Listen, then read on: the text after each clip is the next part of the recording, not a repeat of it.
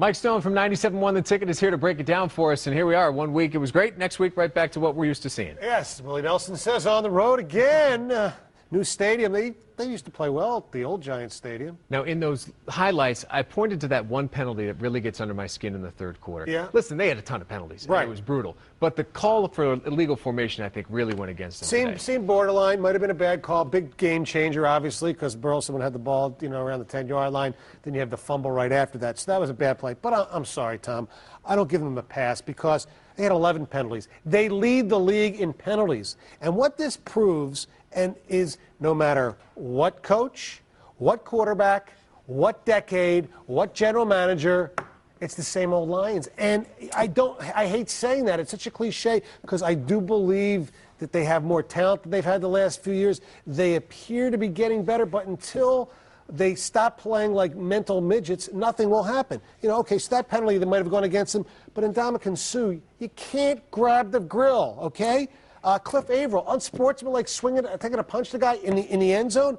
Stephen Peterman, late hit when you're on offense, going with your head, and then Wesley on the punt return, hitting guys out of bounds. Come on, and then even the plays that aren't penalties, you have idiotic Burleson ball security. Come on, and how about the Scheffler and Felton on the special teams play with? That's ridiculous. That's uncalled for. What can we look forward to? 2 weeks off now to get ready and get back on track with Stafford, hopefully under center. Well, that's what you look forward to is Matthew Stafford being the quarterback. And let's give Drew Stanton some credit. He played pretty good today. But they still have to do stupid things like drop balls. I don't know if you noticed this, but Bryant Johnson dropped another pass. And you can see here, Jim Schwartz, it looks like he's talking to Martin Mayhew, and he may be saying, cut him. Now, I don't profess to be a lip reader.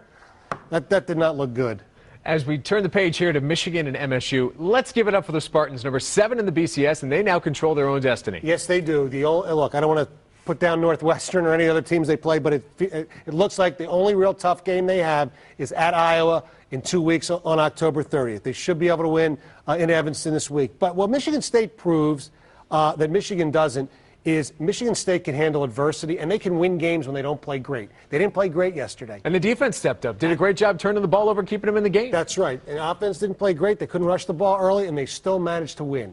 That's what separates a good team from a team that's not good, and that's the University of Michigan. Now, the optimist, though, would say, all right, well, MSU and D'Antonio has a couple-year head start on Rich Rod. Should there still be belief that maybe I don't know if deserves a couple more years is the right term, but, he sees what's happening up the road, and maybe it does take a little while to develop. There's people who are friends of mine who think that they should fire Rodriguez today. I hear that. And I'm not like that. I believe that if they can't win against, Penn State, Purdue, Illinois, then it's obvious it's not working. It's obvious to many people now.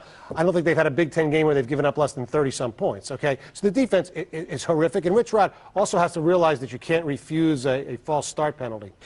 I don't know if you noticed that on Saturday as well. But the defense, it's inexcusable. And I don't want to buy this quarterback controversy. I think Denard Robinson should still be the quarterback. Before we hit on your Stonehead of the Week, let's touch on the Wings, because unfortunately this time of year they sometimes get lost in the shuffle, but a pretty good start to the season, and now they come home. Yeah, they're okay, 3-1-1, playing okay, good enough. You want to get some wins out of it from the get-go. And goaltending, Howard played very good last night, so I never worry about this team in the regular season. It is too bad that a good team such as the Wings kind of does get lost in the shuffle a little bit. We know they got a lot of fans out there. Once Franzen gets hurt, so that's the bad thing. Hopefully he won't be out for long. All right, here you go. Stonehead of the Week, well-deserved. Well, yeah, a lot of people going back to Michigan want to say Rich Rodriguez, Greg Robinson, or even the young kicker. But there's a guy who, Tom, what do you think is the worst part of Michigan's teams? I would say defensive backfield and special teams. Yeah, you're right. And you know who coaches both?